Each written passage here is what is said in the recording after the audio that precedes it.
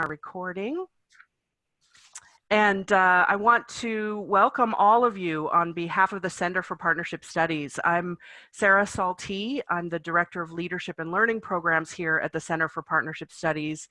And just delighted to welcome you all to this Safe Conversations in Action webinar in partnership with Relationships First. We'll be sharing so much with you today. We have Riane Eisler with us, Helen, LaKelly Hunt, and Harville Hunt are with us. And for those of you who are joining us live today, we're so delighted you're here in real time, walking through this learning together with us. And to those of you listening on the replay, we're so happy to welcome you as well. We know that all of our listeners will be hearing something in the next 90 minutes that really powerfully supports you in building the skills of cultivating partnership relationships. Before we go any further, I also want to thank our co-sponsors who helped us get the word out about this event, including the Dallas Institute of Humanities and Culture, Southern Methodist University, Professor Bonnie Wheeler, Philanthropy Women, and Texas Christian University. So thank you to all of you. And if any of you are here today representing those organizations, a really special warm welcome to you, and all of our thanks for participating in getting the word out and helping people find this webinar today. Some of you may know that this is actually the second of two conversations that we've had with Riane Eisler and Helen and Harville about safe conversations, which you'll learn so much more about in just a moment. If you did miss the first one, not to worry, you're going to have everything you need in today's session to follow right along. But if you want to go back and listen to that earlier webinar from last September, here's how you can check it out. There is a rather long link on the screen, and hopefully one of our wonderful chat folks can put that into the chat box for you, so you can find that later. If you don't catch it now, you'll be getting a follow-up email after this event with lots and lots of resources and links, and this will be among them, so you can go back and find that first webinar. And really, in that first webinar, we kind of set the stage and talked a little bit about introducing the ideas that are going to be we are going to go in greater depth into today, and not just greater depth, but we're really going to be able to see some really wonderful sort of improvisational, in the moment demonstrations of how safe conversations really works. So check that out. Let me just quickly introduce you to those of you who may not be familiar with our wonderful speakers. And today we have with us Helen, LaKelly Hunt, and Harville Hendrix, who are partners in both life and work. They believe that how we interact with each other in all contexts, in families, workplaces, schools, etc., is the key to our emotional, physical, and economic well-being. They are the co-creators of, as many of you know, from the chat we can tell, of the Imago relationship theory and therapy, which has spread globally through Imago Relationships International. It's an organization that has trained over 2,500 therapists in over 53 countries, and we really see that global reach represented in our attendees today. Helen and Harville are also co-creators with other relational therapists, scientists, and business professionals of Relationships First, which is a nonprofit organization that contributes to the creation of relational culture through the distribution of new insights from the relational sciences and through safe conversations, which we're going to learn more about today, which is a structured 3-step process to talk and listen with real connection. And I'm honored to introduce you as well to Riane Eisler, who is president and co-founder of the Center for Partnership Studies. Riane is internationally known as a systems scientist and an attorney who's really been a pioneer in the pushing for the human rights of women and children. She's the author of, most recently, a book that came out just last year, Nurturing Our Humanity: How Domination and Partnership Shape Our Brains, Lives, and Future. And she's perhaps best known for her best-selling book, The Chalice and the Blade: Our History, Our Future, and for her book, The Real Wealth of Nations, which was hailed by Nobel Peace Laureate Desmond Tutu as a template for the better world we have been so urgently seeking. So I want to welcome Helen and Harville and Riane. And before I turn it over to Riane to kick us off today, let me just share with all of you the sort of broad introduction to where we're going together.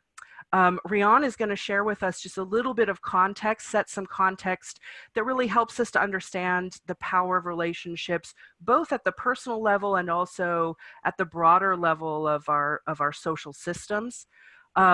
Then we'll turn it over, Riane will turn it over to Harville and Helen, who will introduce us to the Safe Conversations methods.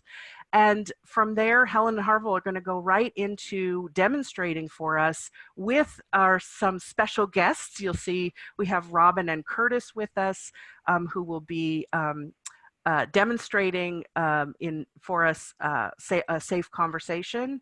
And then we're going to also be inviting volunteers to do another round of demonstrations and kind of walk through the Safe Conversations system together.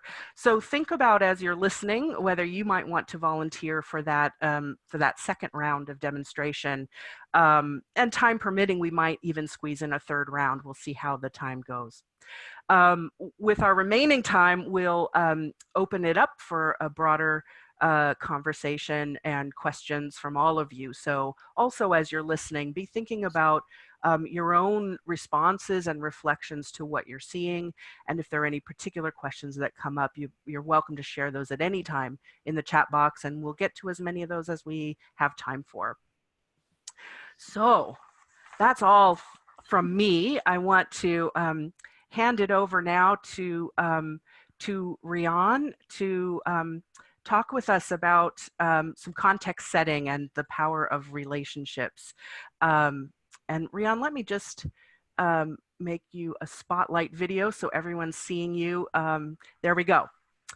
Well, hello everyone, and welcome, and thank you, Sarah, and thank you, Helen and Harville and Robyn and Curtis for joining us. This is a really exciting webinar and something of an experiment for us. So I'm very much looking forward to it. And what I'm going to do, as well as you heard, is set this in a context, in the context of the shift from what I've called a domination system to a partnership system. Because yes, we're hearing a lot about relationships today. And that is really excellent. It is a consciousness, isn't it, that's emerging about the importance of how we relate to ourselves, to others, to our natural environment. And in fact, I want to say that I wrote a book about 7 relationships that will change your life, called The Power of Partnership, that really deals with this. But what I want to do now is to just simply talk about what kinds of relationships, because that's the crux, isn't it? Will it be relations where one person dominates and the other one is subservient or dominated? Or will it be relations in which we each and every one of us are respected, are honored, where our human dignity and our emotional well-being is a consideration? But this is why I'm going to talk to you about the larger context. This is not only a very, very important personal issue, as many of us know, but it's also a social issue, an economic issue. And this is something that we really need to understand, that the quality of our relationships, as you see in this slide, has a great deal to do with how our brains and our bodies function.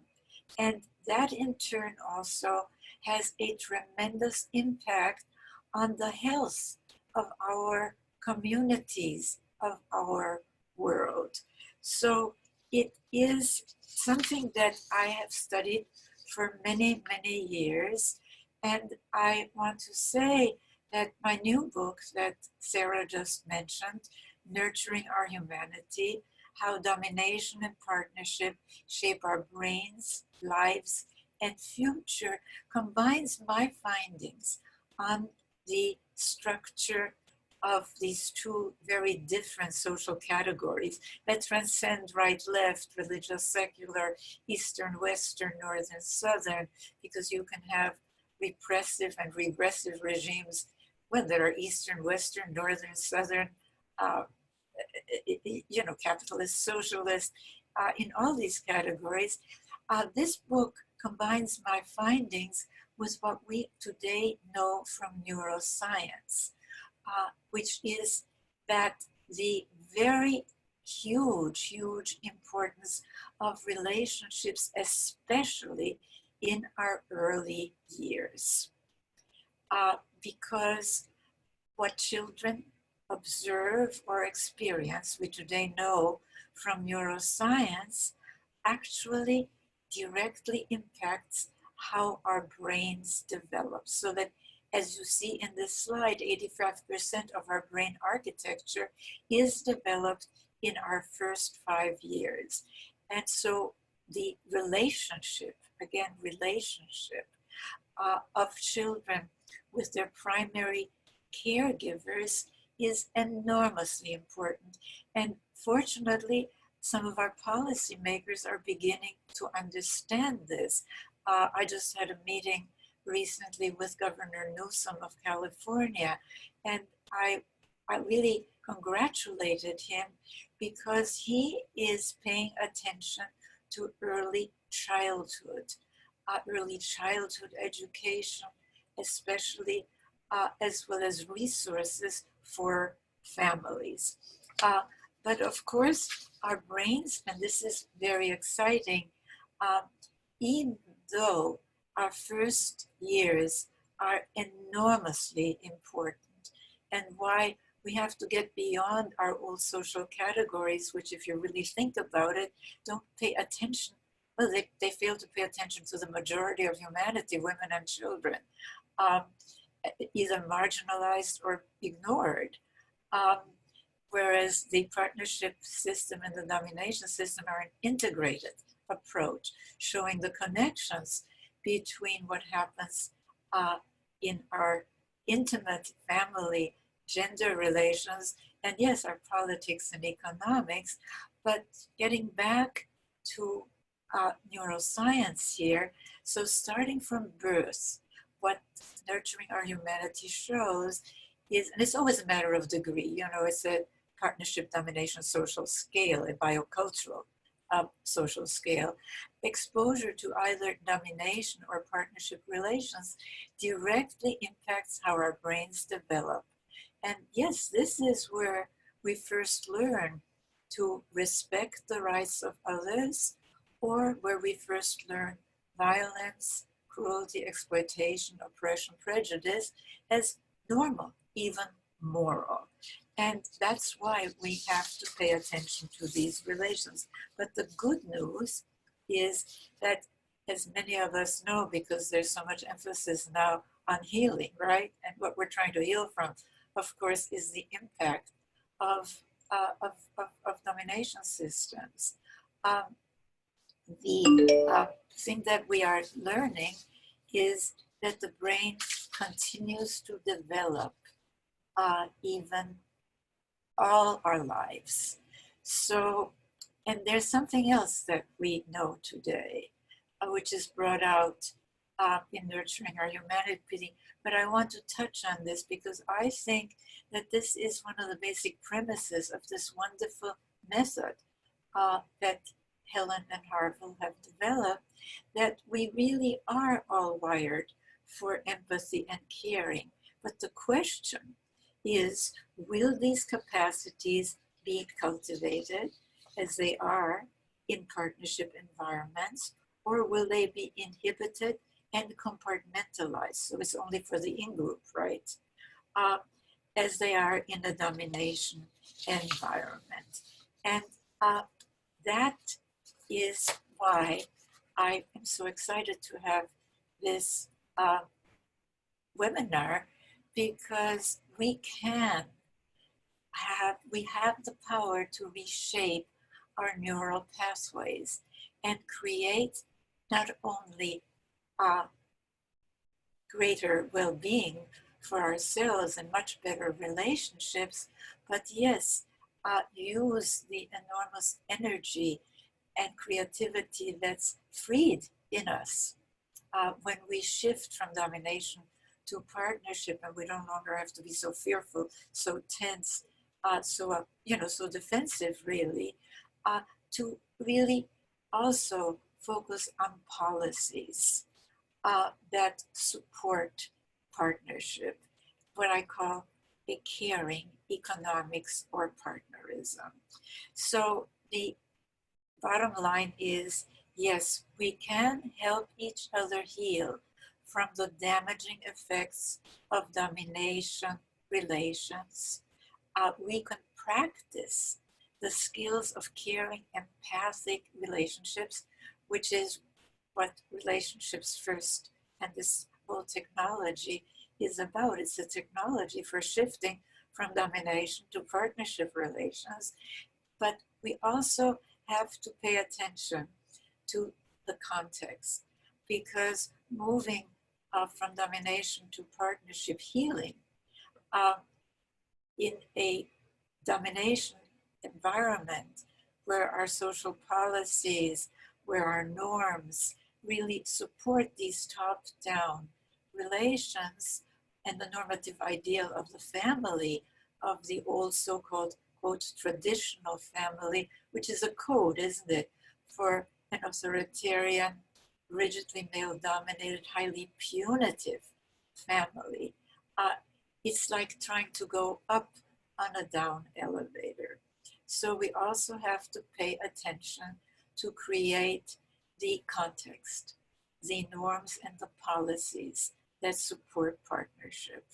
But I want to really now say that the first step really, it isn't really a first step, it's simultaneous, but a vital step is what Helen and Harville are going to demonstrate, which is that there are techniques, skills that we don't learn in domination environments, because why would we learn to empathize, to respect others, if it's going to be a top-down relationship where one dominates and the other is dominated? We can learn these skills. So without further ado, I want to hand it over to our wonderful Harville and Helen.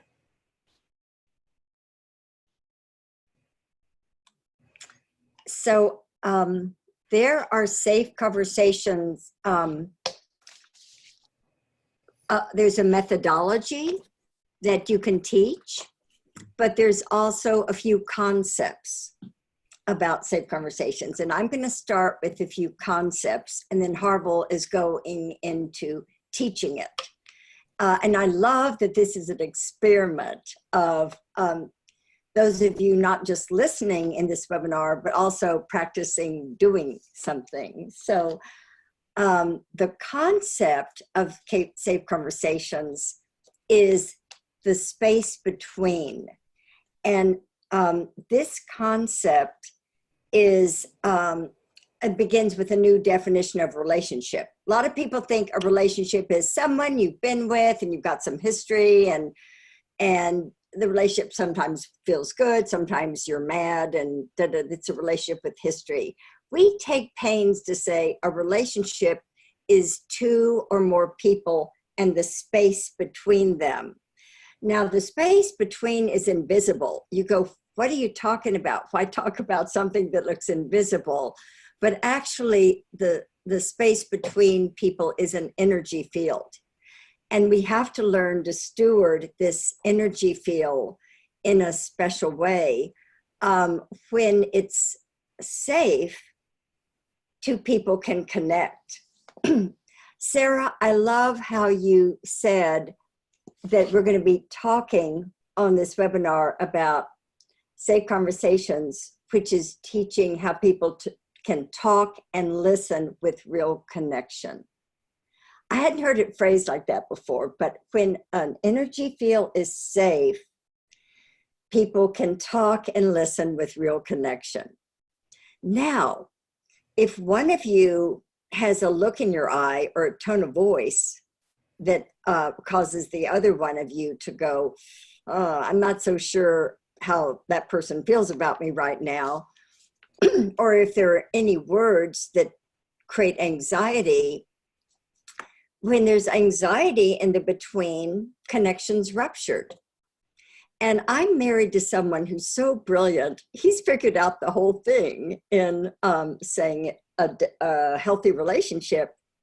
It's a space between. When it's safe, we connect. If it's anxious, it ruptures connection.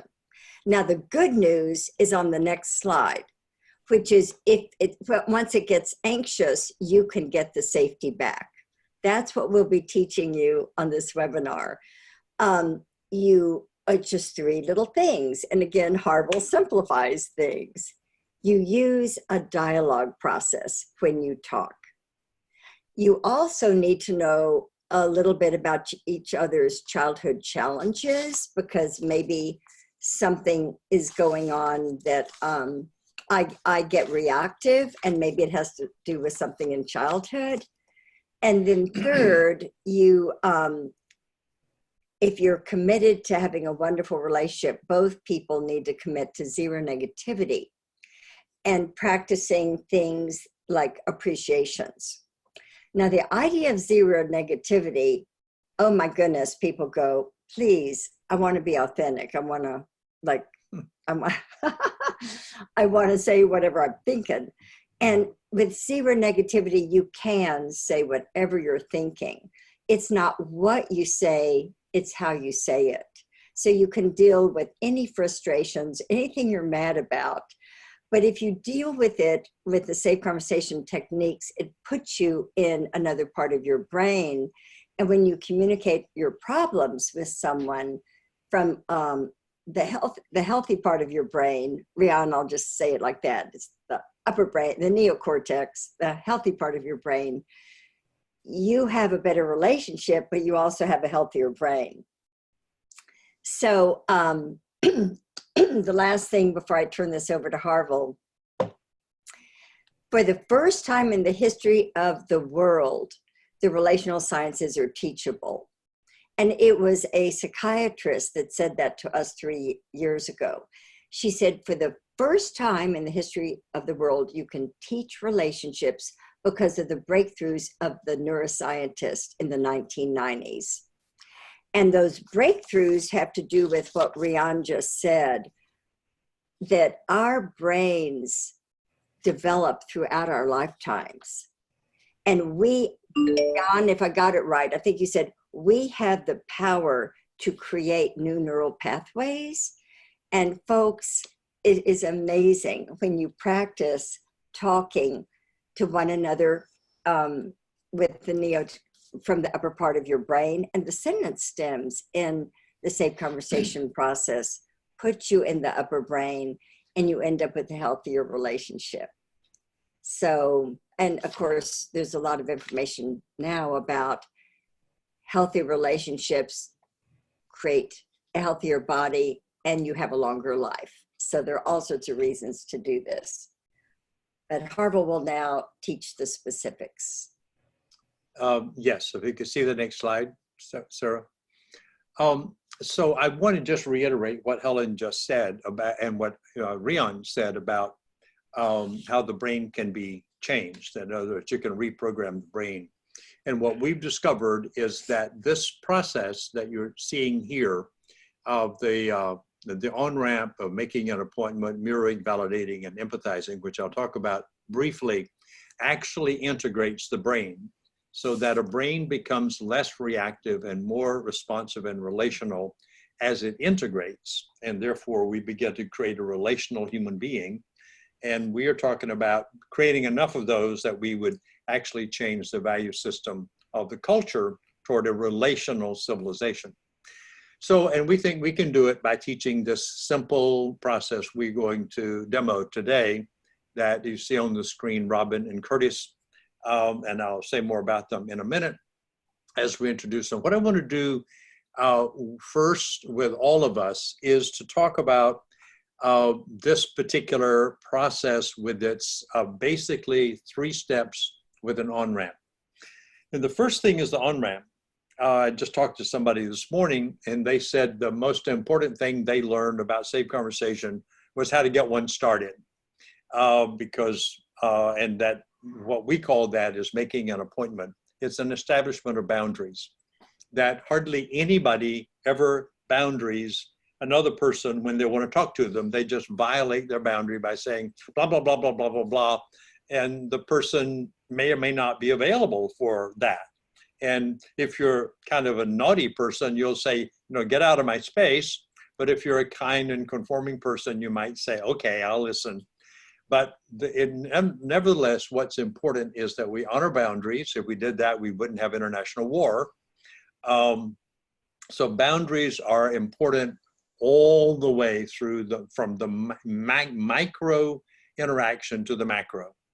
And we call it making an appointment. So we teach everybody, and you'll see Robyn and Curtis do this in a few minutes, before you want to talk, period, whether it's going to sit down and have a conversation using these 3 steps, or whether you just want to talk, but not have a 3-step conversation, like you just want to share something about what you saw on the way to work today, you always say, is now a good time to tell you what I saw on the way to work today. And if that person is not available, that's okay. And but maybe you could say, okay, they're not available now, but when are you? I'd love to talk, and they say, well, maybe in 15 minutes or tomorrow. But the boundary has to be honored. The second, once you get into this process, the second thing, the sender, we call the sender, that we want to teach every person who talks is that you need to talk about yourself, not about who you're talking to, whether it's your partner, whether it's a friend, whether it's a colleague, or whether it's somebody that you might work with in a few minutes. We call it sender responsibility. And that we've learned that if you use the word you, that you trigger anxiety in the person whom you want to listen. But if you start off by saying, I feel, I think, I want to share with you, that triggers openness, and that this can be measured in the size of the pupil of the eyes. That when the person is anxious, the pupil will get smaller, it'll constrict. If the person is relaxed, the pupil will get larger, meaning they're open. So it's impacts at the micro neurophysiological level. So we say, I want to make an appointment, it's now a good time to talk. And if the person says they're available, you start off with I. So the second thing that we invite people to do in creating this safe space that Helen's talking about is to say, okay, let me see if I've got it. And this is called the reflective response. Let me see if I've got it. So I think if I understood what you said, it was probably something like this. That's very inefficient. So we ask people to learn efficient, short, succinct sentence stems, which they use. And it's like teaching them to play tennis. You have to train a specific muscle in order to play tennis well. And in conversation, you have to train train your brain with a specific thing. This is prefrontal cortex training to say, let me see if I got it. And if I did, you said that on the way to work today, blah, blah, blah, blah happened. and it was like this and so forth. And then you have to do an accuracy check. Did I get it? Now, the reason we built an accuracy check is that research, that people are researching everything. It's so exciting. I'm a theoretician and a system builder, so I'm dependent on research and devour it along with Helen all the time. The researchers say that our brains in a resting state have an 80% discrepancy rate, meaning we only get 20% of what we hear accurately. Now that's, when I read that, although that's appalling, I thought I usually got it all, but I assume I did. But then I understand a bit more about Helen's response, because if I only got 20% and I'm responding as if I got 100%, my behavior doesn't make any sense to Helen, because she didn't say that. She said I did get the 20% right, but the 80% I got wrong. So you have to do an accuracy check. So you say, did I get it? And the person who's speaking says, well, yeah, you got, and I also said, because you seldom ever get it all or get it all right.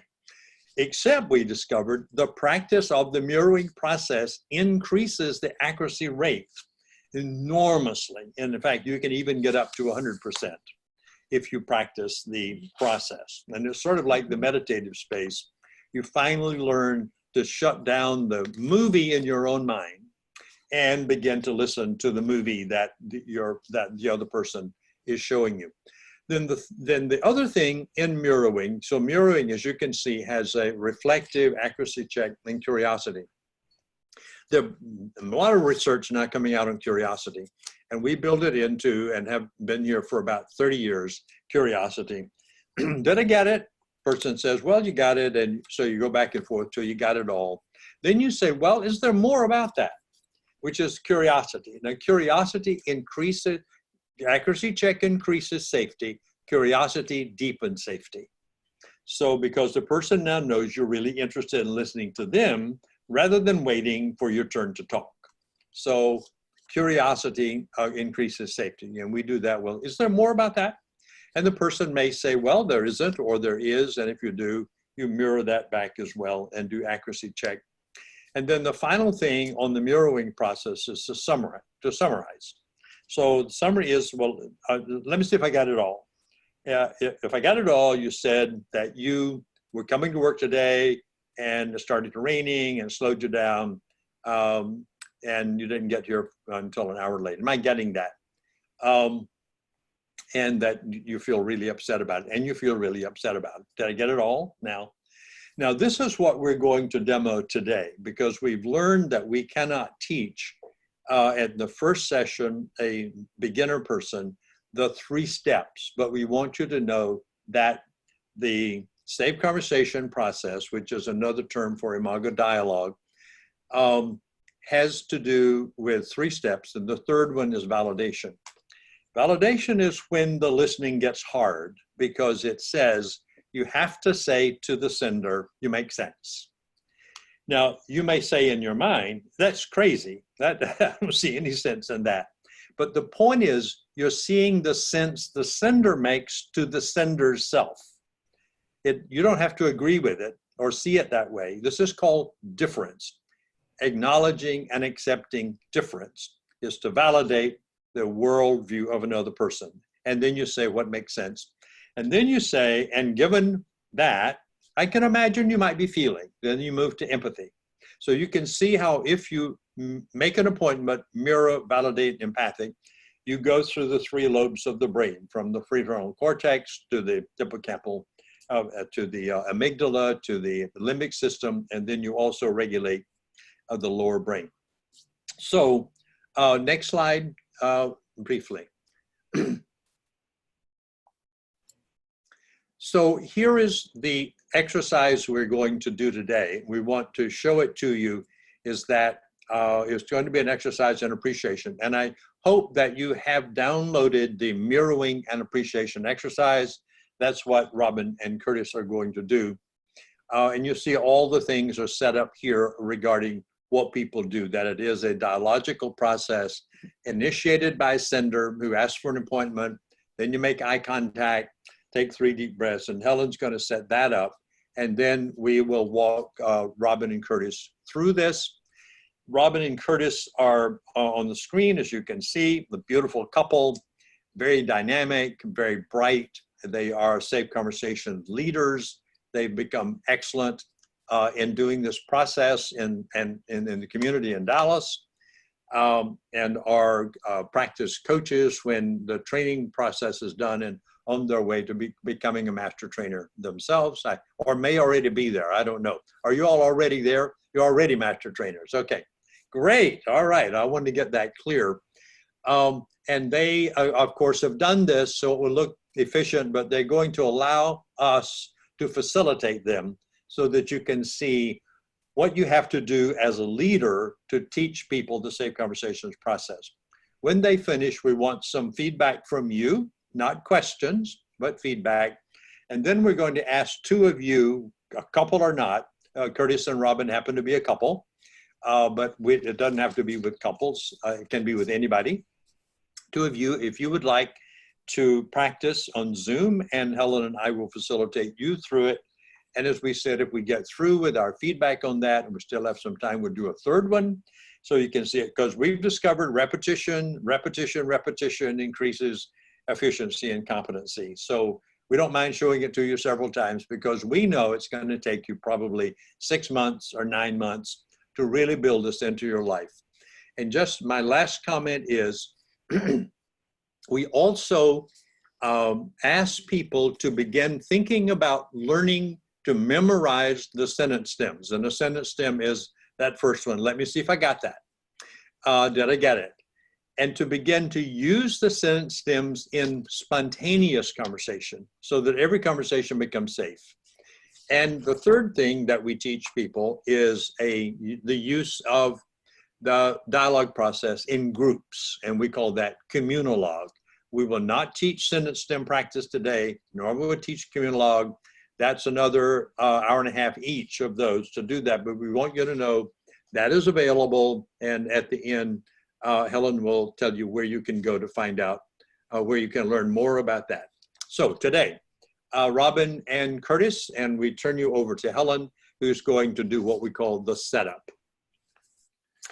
So, Robyn and Curtis, we appreciate so much that you're willing to demo the Safe Conversation process for the webinar. Thank you both. You're going to begin to demonstrate the Safe Conversation process, sharing an appreciation with each other.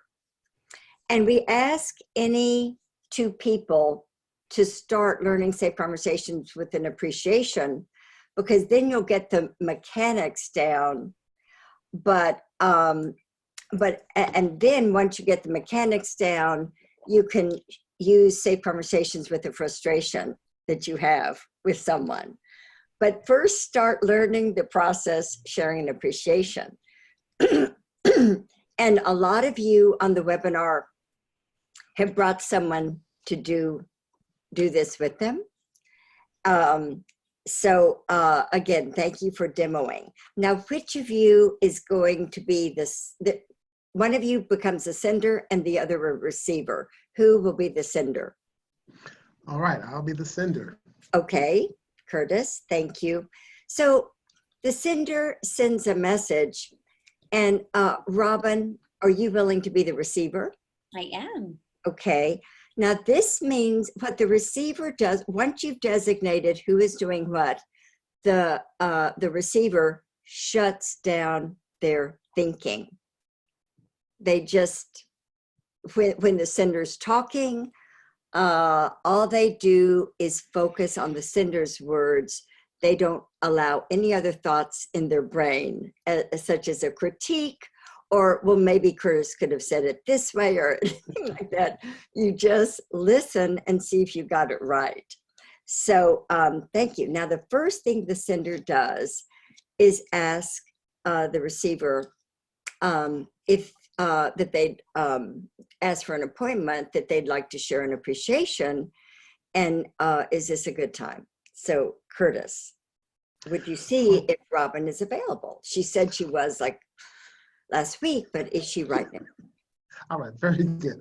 Robyn, are you available for me to share our appreciation with you? I am available. Great.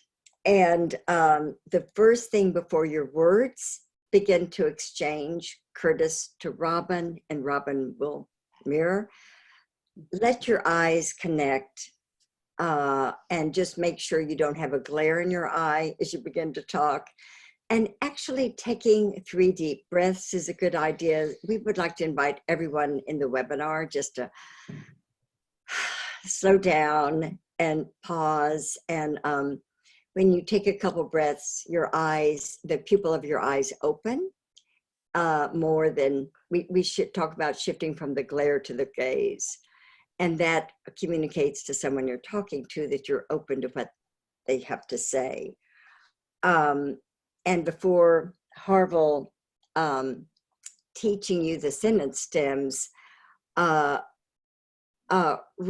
if Curtis is ever saying something and you begin to get a little flooded, there's something we call the pause button, which means you can regulate how much you have to mirror because you want to mirror correctly. So the pause button is, Curtis, let me see. I want to interrupt you. Let me see if I can mirror you back so far and mirror that back and then see if you've gotten it correctly. So Harville. Okay, so I'm going to give you sender sentence stems and receiver sentence stems. And my request is that you use the sentence stems exactly like a script, that you're not creative. Or come up with your own sentence stems, that you follow the script, and that you will use the sentence stems and then fill in the blank at the end of the stem with your own experience. Are you willing to do that? Yes. Yes. Okay. So, Curtis, the sentence stem is the first sentence stem is the appreciation that I have for you is. Robyn, the appreciation that I have for you is that I really appreciate the fact that you're such a great encourager, and being a great encourager, that really is it warms my heart because you're such a great encourager to me. And so if I got that. So if I got that, you said that one thing that you appreciate about me is that I'm a great encourager, and that that warms your heart. Did I get that? Did I get that? Yes, you did. Is there more about that? Is there more about that? Yes, there's more. And the more is that my heart is warm because when you encourage me, I have my times where I feel a little low and I'm kind of a little down on myself, and I'm very self-critical at times. And you just have a way of being able to relate to me and to really encourage me by letting me know about what it is that I do so well versus me focusing on what it is that I may have missed or I didn't do as well. So if I got that. So if I got that, you said that there are times when you that what warms your heart is that that there are times when you become very self-critical about yourself, or it's during one of those low times, and that it warms your heart that that I remind you about what you do well versus you focusing on what you might be critiquing yourself on at that time. Am I getting this? Am I getting this? Yes, you are. Is there more about that? Is there more about that? Yes. I guess when I feel that way, it kind of it just helps me to kind of really look at life about what I'm experiencing at that time a little bit differently versus focusing on what it is that I may consider my own deficits. It causes me to not stay in that place and to go ahead and move forward from there to really experience what it is that that you helped me to move on in that regard. So let me see if I got that. Let me see if I got that. So you said that it helps you it helps you not stay in that place, and it helps you move forward with a. Can you please resend? I think that there's something I feel like I'm not getting. Can you resend that, please? Well, it helps me from not staying in that place, and then it really does help me to go ahead and move on. And when I move on, it allows me to really assess the fact that I can do whatever it is that I desire, because you have served as such a great encouragement to me. Okay, let me see if I got that. You said that because I'm such a great encourager, it helps you not stay in that place. It helps you to move forward and to move on and to focus on what you are wanting to accomplish. Did I get? So am I getting that now? Thank you. Am I getting that now? Yes, you are. And so is there more about that? Know more about that. So Curtis, yeah, good. I was going to No. say, in the interest of time, I wanted to give you the answer to the question, is there more? And so say the more is that when I feel what I appreciate in you, when you are an encourager, I feel, and fill in that blank. What's the feeling when you experience Robyn as your encourager? So when I feel, when you do that, I feel. And Robyn, when you do that, I really feel really happy and confident about being able to really cast a vision, because you're such a great encourager to me. So if I got that. So if I got that, it makes you feel. When I'm an encourager. When I'm an encourager, it makes you feel happy and confident in being able to cast your vision. Is that the feeling? Yes. So is there more about that? Is there more about that? And so Curtis, say yes. The more about that is when I feel that happiness, it reminds me when I was little, or reminds me of an earlier experience in my life. And it could be a positive memory or a negative memory, but it reminds me when I was younger, littler in the past, whichever one of those matches for you. Okay.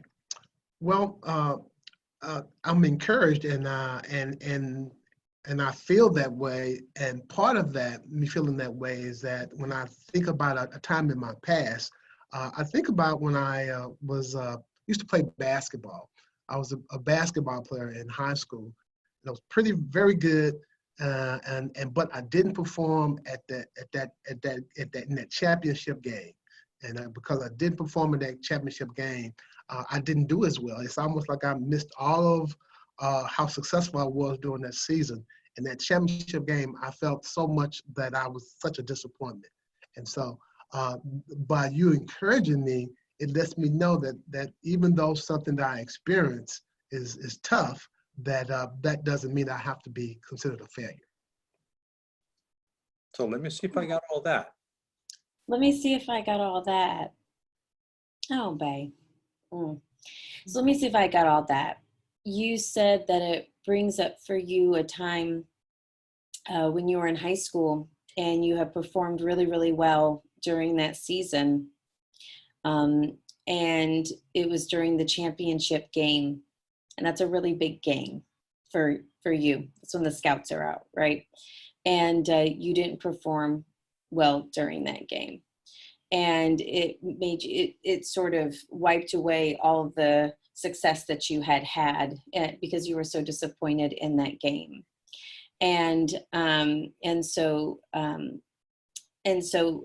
the encouragement that you feel, it reminds you of a time like that, because it reminds you of the success you can have, that you don't have to stay grounded in that disappointment, that you can be successful and move on and not have to stay in that place.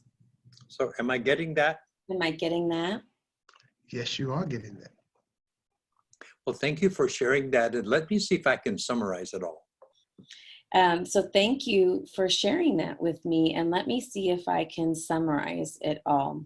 And so the summary goes like this. Summary goes like this. The appreciation you have for me is? The appreciation you have for me is that I'm a great encourager to you. And when I'm an encourager, you feel. And when I'm an encourager, you feel confident and you feel happy. And when you feel that, it reminds you of an earlier time in your life when. And it reminds you of an earlier time in life when you had experienced great success and then a big disappointment. And it reminds you of that you don't have to stay in that disappointing moment. It doesn't wipe out the success that you had, and it doesn't mean that you have to stay there. It means that you can move forward with your new vision about what you want to accomplish, that you're not a failure, you're a success. Did I get all that? Did I get all that? Yes, you did get all that. Well, thank you for sharing all that. Thank you for sharing all that. Thank you so much for listening, Robyn. Okay. So now if you all were together, we were in the same room, and as a couple, we'd ask you to give each other a full body 1 minute hug. If you were not a couple, we would say make some sort of physical contact that you're both comfortable with. And that's the first stage, mirroring. We won't do validation and empathy because of time. And I want to thank you immediately for the amazing job that you just did. And for Robyn, you're experiencing being impacted, even though you live with this guy, being impacted by this memory that we could see. Let me just mention that Curtis, after that basketball game, did anyone encourage you at that time, or did no one ever really sit down and go, Curtis, listen, you're super, or was it there or was it not there in childhood? No, it really wasn't there. It was probably more there with my mom. My mother letting me know that that's not it. It wasn't there because you didn't say that anyone was there. And so that's a very important moment in the dialogue. Was there someone there? Because Robyn has appeared in a way that you didn't have before. That's right, Curtis. So that's very special. Sometimes the appreciation can reinforce something you got in childhood, or it just wasn't there before. And so, so that makes that can really touch someone's heart and remind them that their current relationship is doing something that's healing. So if we could now go to sharing, would you all check just a 1 or 2 second or sentence share, Robyn and Curtis, what it was like to do the process in this structured sort of way? Just what happened for you as an experience. And then we're going to ask everybody watching you to say what happened to them while they were watching you. After you, sweetheart. Oh, thank you, dear. For me, it is much easier being a sender than a receiver. And so imagine that. So Curtis is really good at being more succinct than I am. So I thought this was a great opportunity for me to continue to kind of tune in my ear, to just shut everything out and to listen. So for me, that's why sometimes if I'm like, can you please resend that? It's me really trying to tune in and focus. And I like to share that with people. So that way, if you feel like, you're a team, you're both trying to get it. So for me, it was still a little nerve-wracking being able to humble oneself to say, wow, I think there's something I'm missing, right? It was a humbling moment, which is good. I think that's good. And for me, it just really tugged at my heartstrings, just because, a lot of times Curtis and I are always about how to be better, how to do better, how to be more effective. We're always focusing so much on that the appreciations, it's nice to hear what you are contributing to making life better for the other person, and that you're a source of them feeling loved or encouraged or making their day better. So for me, hearing about the game, I've heard about the game in different ways, but today it was even different hearing about it from this lens of the idea of him. This was a new experience for me of hearing the game from a point of being disappointed on that day as though it had wiped everything else, all of his successes out, but him staying in that moment, that was new information for me. And so that really did just kind of tug at my heartstrings because, for Curtis, I think he's amazing. So it's hard to hear him sometimes get stuck in those places. What, love? Well, for me, just sharing that, sometimes you don't think that something that has happened in your past, and whether this whether you were much younger. And I was thinking about what kind of stood out for me, and that reinforced that. And that memory of playing basketball was something that I wasn't quite sure, but that's what came forward in my brain. That was one of those moments that I felt that I was on top of the world as a high school basketball player, but at the time that I was supposed to be, quote unquote, demonstrate that it didn't, and then how it made me feel not as effective or as strong as I could, and the power of encouragement though that Robyn has demonstrated for me is why that memory came forward.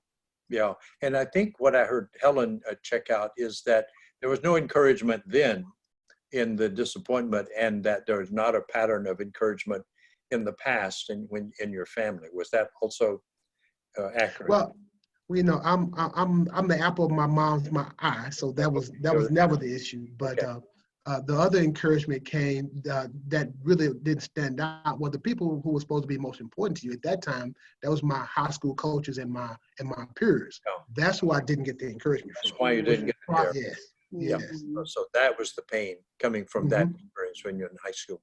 Okay, so that can come anywhere along the developmental continuum, from early in life to, because that's still a shaping time in the brain. So I think we won't process this more because we have a whole room full of people who may be waiting to say something. And our methodology at this point is to receive sharings, not questions.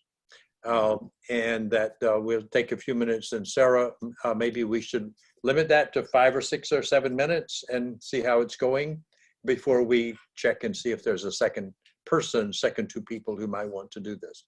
Does that make sense? Yes. So would you like people to share in the chat box if they have a reflection and then? Well, they could share in the chat box, or if they have access, I mean, if they can talk, it'd be great to hear some people say something.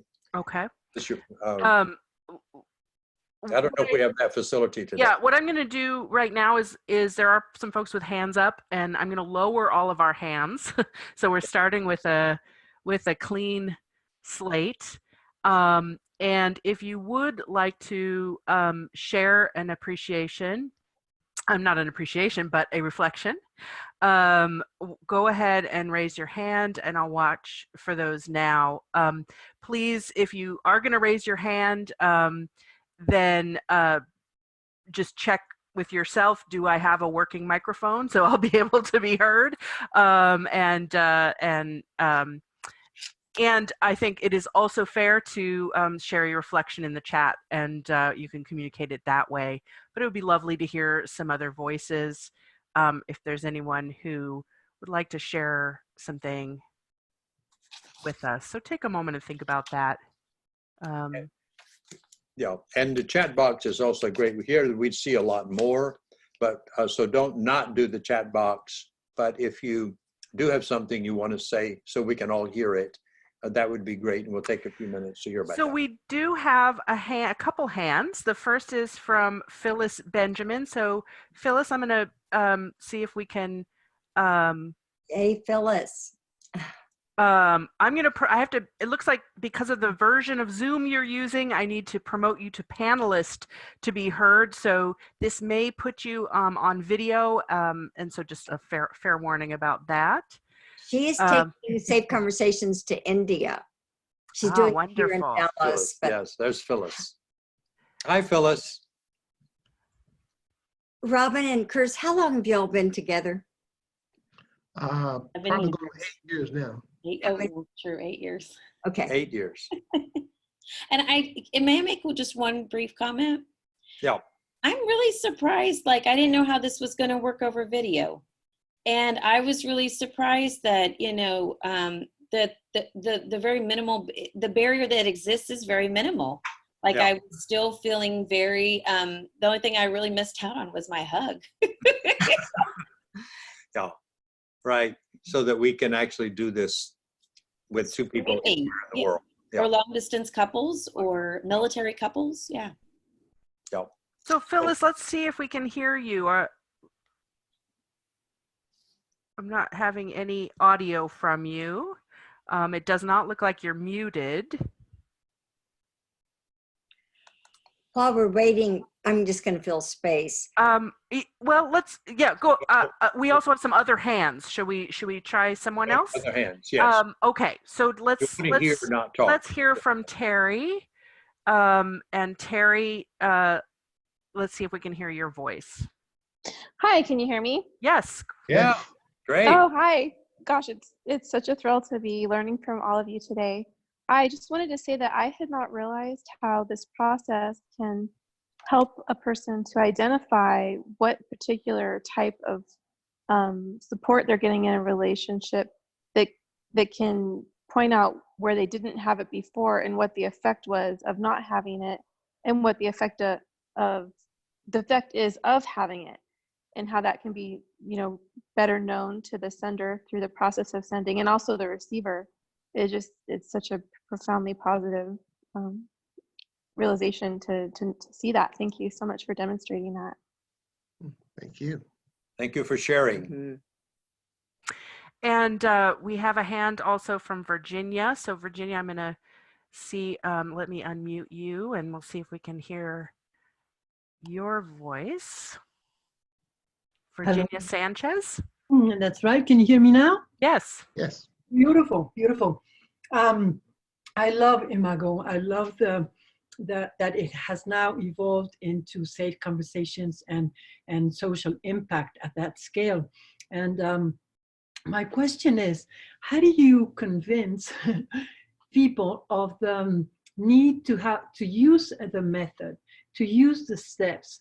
Because I have shared it with many people, but that's the point where people get really stubborn and they don't get, or my way of enrolling them, inviting them is not convincing. It's around there, my question. Okay, and so we're not going to deal with questions. We'd just like to hear responses to what you okay. saw, heard. Oh, But I hear the question, and when we get to the end today, if there's any time, then we could respond to questions. But we'd like to give everybody a chance to just share and us not do more talking at the moment. If anybody else wants to share. We do have some more hands. How many more would you like to take? So now we have, what, 25 more minutes for this? That's right. Till the end of the webinar, yeah. We will not have time to do another full demo. So maybe we can, let's see, Riane comes back on in about 15 minutes, right, to do the wrap up. Mm-hmm. So we only have 15 minutes. I would think that we could do some sharing and maybe then respond to a question or two to do that before we go on, because we're not going to have time to do two. Mm-hmm. That's a good learning lesson, is that it takes time to do this because it's a qualitative teaching process. So the quantity might not be there, but there are ways that people can get it. So is that okay with you, Sara and Riane, just to hear some more responses? Hear some more responses and then answer that very important question. Yeah. That Virginia. How to get people involved. How do you, I mean, because this is a challenge. Yeah, and we'll come back to that. So let's see if there are more responses, i.e. sharing. What happens for me when I watch this? And then we'll have time for questions. Okay, so for further reflections, we have a hand from Angela. And Angela, let's get you unmuted here. And Hi, Angela. Yeah, she's still muted. Yeah, my unmute button is not helping Angela. It's just not functioning. I'm not sure why. Angela, if you find your own mute button, maybe you have more control. I don't know why that. Sometimes it's just a connection issue. Oh, now you're unmuted. Let's see if we can hear you.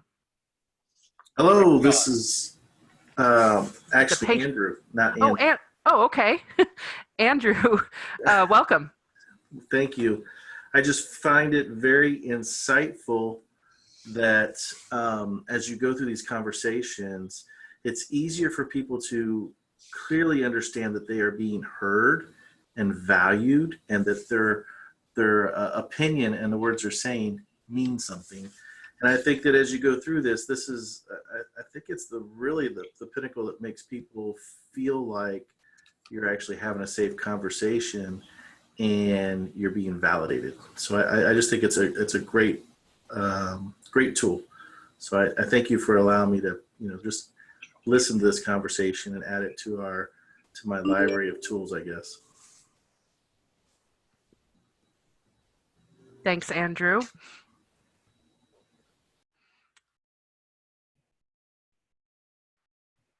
Helen and Harville, I see that you've muted yourselves. Do you want to I want to say something to Helen and not yeah, no, I understood. Would you like to take further reflections, or would you like to move into a different mode? So I think we want to also hear from Riane, and Helen has also got an off ramp, and they would do one. There's a last slide that we sent you about where this absolutely contact us, so they can go to there. And Helen wants to tell them a couple of things. So where is that? That sounds great. I'll pull up those slides again. Let me just quickly. So before going, we won't worry about that. To Riane for closing comments, I'll just She's say, bring it up. I'll just say that, my goodness, an appreciation. A lot of us, as you all may know, Harville and I had such a horrible relationship. We loved teaching, say, Imago, but we didn't do it at home very much. And my issue was, before going to bed, I would tell Harville what he did wrong that day so I could help improve him. And I was great. I loved giving advice. And oh my goodness, finally we went to therapy, then we went to the divorce lawyers and we announced we were divorcing. And we discovered zero negativity and giving appreciations every night before going to bed. So this sounds like a minor issue, but in your workspace or wherever you are, pause and give an appreciation. That really, we have the marriage of our dreams, and we give 3 appreciations before going to bed. So thank you for learning, those of you who were just exposed to this. Going forward with Safe Conversations in February, there's the Science of Healthy Relationships, an online workshop for couples. And on the webinar, it says when that's happening. I mean, sorry, on the PowerPoint, it'll say how you can sign up for this February event. In March, there's a live workshop that will be streamed, but we're doing trainings. If you want to teach Safe Conversations, it's a great way to be it. As the training program, you really get good at bringing it into your own life, and you're able to teach it to others. So that too, the PowerPoint slide says how you can sign up for training. The Imago therapy for Imago therapists also are just a fabulous network to help teach you how to do this process. And that site is imagorelationships.org. So let's move back to now the question, Sarah, and then that I think will be on point for Riane's closing to finish up and to make any comments she wants to make. So there was a question from Virginia about how do we get people to do this? Yeah, what if you're resistant? And so what we've learned over the years is 2 things. The first thing is we get people to do it by offering public workshops. And so people show up to improve their relationships. And when they're there, the workshop is the laboratory where people learn it, so they do it. And so consequently, once they are in a workshop and they experience it, we don't have to convince them anymore because they've had a lived experience that is convincing in itself. But I think the question that Virginia has, and so what if you don't offer workshops, and what if you're just trying to do it in some other place? And so the second thing we've learned is that you actually can't teach people, at least I haven't had any success of teaching people to do something they do not want to do.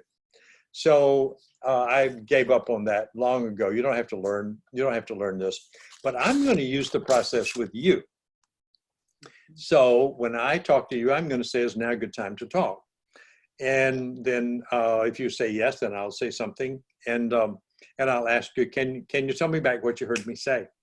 So so you kind of do it, but you have to do it in an authentic way. You can't do it in an instructional way.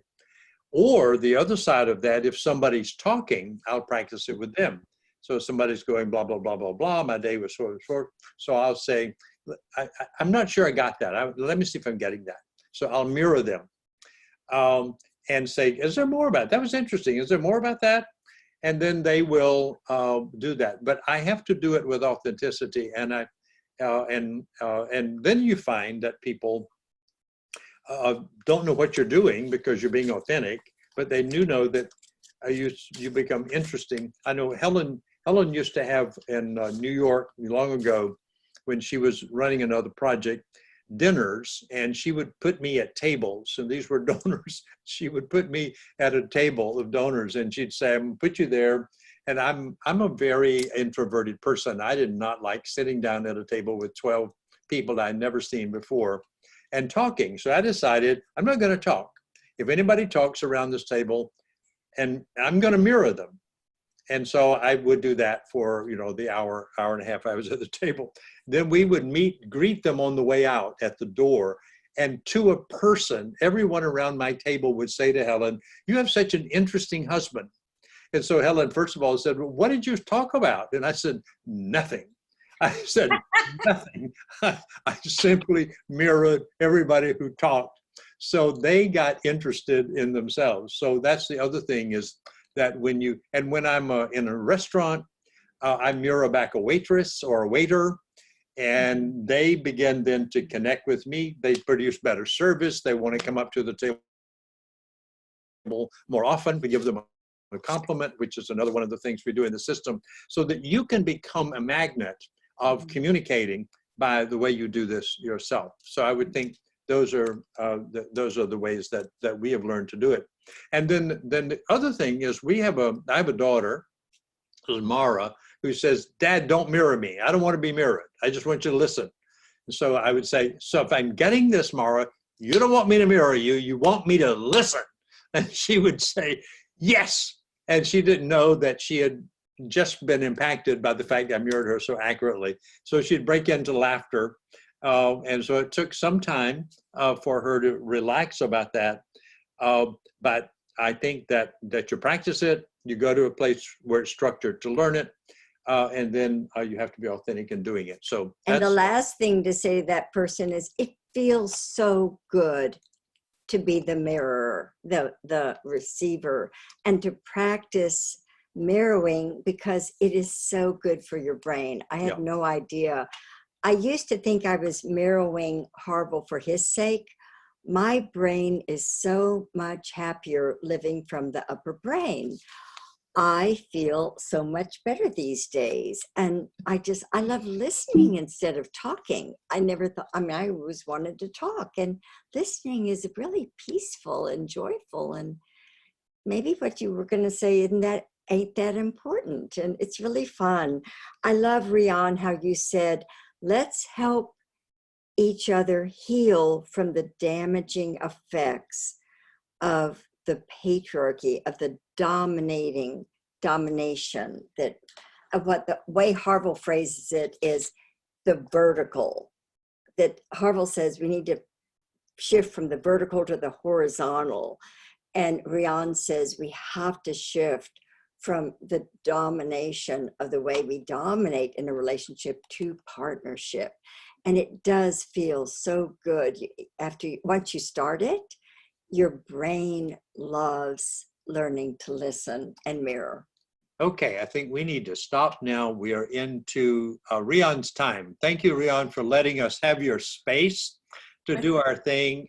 We love you, and we love partnering with you in these two projects. Well, I love what you do.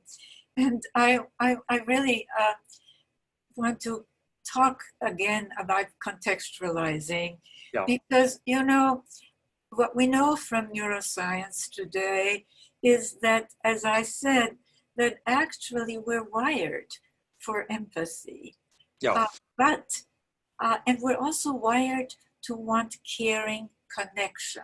Yes. Right. And the domination system gets in the way. And what we're doing with these kinds of technologies that you've seen is both unlearning and relearning. We're learning skills that are appropriate for partnership rather than domination relations. So why do we have to do this? Well, most of us have to do this because we come out of cultures or subcultures as mediated by families, by other institutions, religion, education, economics, politics, where really we learned some very different lessons. First of all, gender. We haven't talked much about it, but what do children learn in this so-called traditional authoritarian, rigidly male-dominated, highly punitive family? They learn to equate difference, beginning with the difference in form between male and female, with either superiority or inferiority, with either dominating or being dominated, with either being served or serving. And then they have that template, they learn this before their brains are fully formed, before their critical faculties are formed.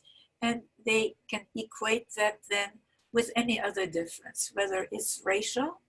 We see that in the United States, that it's not coincidental that people who have this kind of subculture and this kind of family are highly prejudiced. And experiments have shown this, studies have shown this, but it doesn't have to be based on race. Look at the Middle East. It's Shia versus Sunni or Sunni versus Shia. And not coincidentally, the ideal norm in so many of these cultures is a rigidly male-dominated, highly punitive, authoritarian family. But they also learn something else. And this is why we really have to unlearn this by replacing it with different skill sets. Because what we've learned in these highly punitive families is that it's very painful to not obey orders, no matter how irrational or unjust. And we also learn to identify with the strong man or woman. In other words, we seek that because it makes us feel safe, but that safety is phony. We really aren't safe. And so we're learning how to feel safe by relying on what humans so yearn for, which is understanding, empathy, validation. That doesn't mean that you accept everything, by the way. There are human rights standards in partnership systems, but it does mean that you have empathy for the other person. So this is a very important personal and certainly couples and family technology.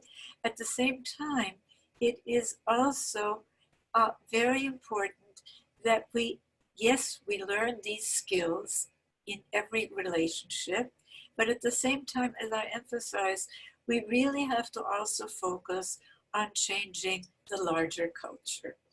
And how do we change that? In 2007, I wrote an op-ed saying, hey, politically, people who want a better society have to learn a very important lesson from the people pushing us back. Because, and I cited a survey showing that within a period of 10 years, when the question was asked, is the father the master? Do you agree that the father is the master of the house? It jumped 10 points. Why? Because of all the effort that went into pushing the normative ideal for family back towards the domination family. So policies. We at the center have developed new tools. I mean, this is a very important tool that Helen and Harville have for you. But we have developed a more economically important and socially important tool to influence policy. And it's called the Social Wealth Economic Indicators, which we're now working on to develop into an index. But why do we need different indicators of economic health than GDP? Very simply, because GDP doesn't tell us the real story. What we learn by using social wealth economic indicators, and I'll give you just one example, is that the United States, compared to other so-called developed nations, has the highest infant mortality rate, the highest child poverty rate, the highest maternal mortality rate, and not coincidentally, our nation, our wealthy nation, invests less than half of what other developed nations do in family support. I mean, think about that for a moment. That is where we have to think of politics, starting right there. It's not the only thing, but think of the connection between what children learn in the domination family and electing a strong man as, as president or as a leader. The two are inextricably interconnected. So I trust that as we unlearn the norms that we've taught, because we have this heritage from more rigid domination times, and it always wasn't this way, by the way, and I'm going to stop talking in a minute, because as The Chalice and the Blade, as my book Sacred Pleasure show, there were millennia when in our cultural evolution, we actually oriented more to the partnership side rather than the domination system. So yes, these are human-made norms, and we can change them, and we must change them. In our time when the conquest of nature, which is part of the domination system, is about to do us in our time of nuclear and biological warfare, we have no choice. I mean, we do have a choice, of course, but this is why we hear so much about healing.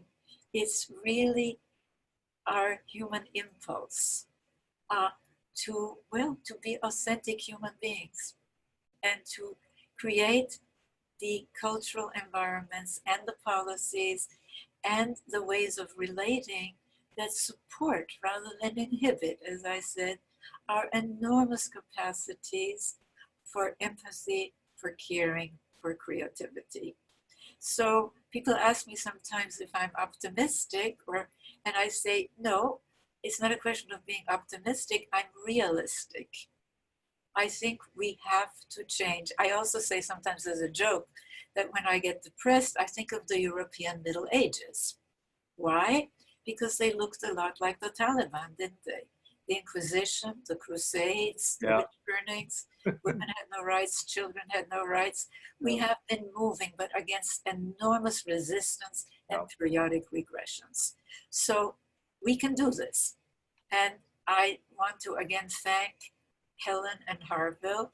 I also want to thank Sara, who is such a fabulous facilitator, and Anne behind the scenes, and our wonderful couple that did this great demonstration. I mean, we humans need validation. We need encouragement. And yet,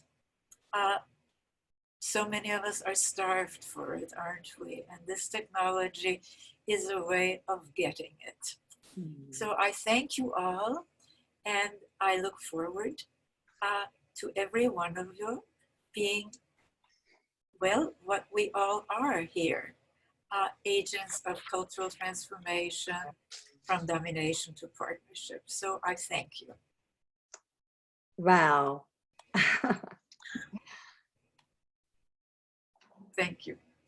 Helen and Harville, would you like to say a closing word, and then we'll just do a quick reminder of what people can expect going forward?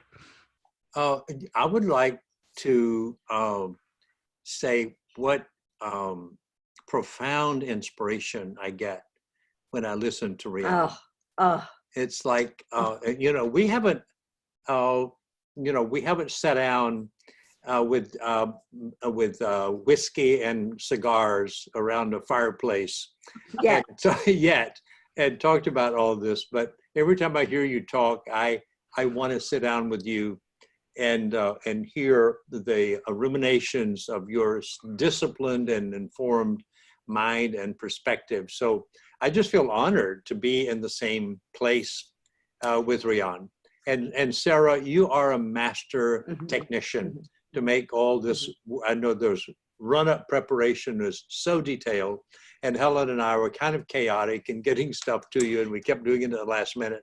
But you didn't blink, and everything was done well. So that's what I want to say is thank you for this opportunity. I think if there is a closing word, I'll just mention how excited I was to work on a little paper on safe conversations in global feminism, because it's ready. This is sort of a launching, Riane, I feel like, to show that a lot of the feminist world hasn't yet understood the importance of healthy relationships in global feminism. And so I was working on this paper and I sent it to Gloria Steinem, and she wrote back this morning. I sent it to her maybe last night or the night before. Gloria is with us in this. She, you know her phrase, we need to be linked, not ranked. And Gloria is so thrilled we're doing this. Tracy Gary has written in, was my mentor and inspiration, but feminists need to get it that this is part of what women have longed for, a relational culture. And I read the paper, and I think that it's very important to understand that when we started with feminism, we really wanted to get a bigger slice of the existing pie. And now we're understanding that we have to bake a better pie. Transform it. And transform. And, the linking and the ranking, which of course is one of the themes that I introduced in The Chalice and the Blade. Oh, that's right. I think that we do need some hierarchies, but we need to exercise power differently. As you wrote, power with, but also power to, creative power. As symbolized by the chalice rather than the blade. Yeah. Power to give and nurture and illuminate life rather than to control and to take life. And, these are symbols of power. So we've got a lot of remissing to do aside from anything else. But again, my gosh, we're almost at the hour, and I am going to let Sara have the last word here. But I do want to also acknowledge Anne from behind the scenes, who is just wonderful in helping us with the chat. We've got a great team here. And again, thank you all for coming and for being part of this. It was very exciting, this experiment of ours. I agree. It has been very exciting. And let me just see. I would like to thank everyone who participated, Robyn and Curtis, Helen and Harville and Riane. What a beautiful job and a great experience. And just in terms of next steps, all of you who have attended today, but also everyone who registered and could not be present for the real-time session, will get an email either later today or tomorrow, which includes links to the recording so you can rewatch. Links to handouts, links to articles and further resources, links to videos that you can watch to help to kind of solidify the process in your mind before you maybe try it out. We'll also share the chat log from today so you can see what people were, the kinds of questions and comments that people were making as we went through. So just a very full toolkit will be coming your way by way of that follow-up email. And And I think that is all for today. So thank you very much, everyone, for coming and joining us from all over the world. We know this is just the beginning of exposure to this, and I know that you'll be following up eagerly with all of those additional learning resources and tools. And it's exciting to think that some folks from this call today will become trained Safe Conversations leaders. And we also want to invite you to check out the Center for Partnership Studies website, and you can learn about ways that you can participate in the partnership movement.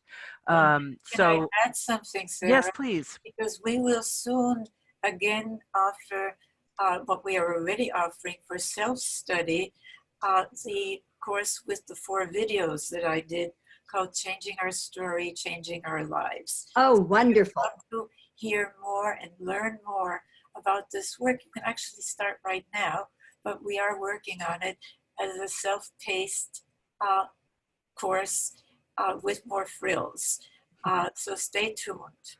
Yes. Great. Good reminder. And if you're on the call today, you've also been added to the mailing list and can get notifications when those new things are coming online from both the Center for Partnership Studies and from Relationships First. So again, thank you to everyone for being with us today, and be well. We'll close the recording now.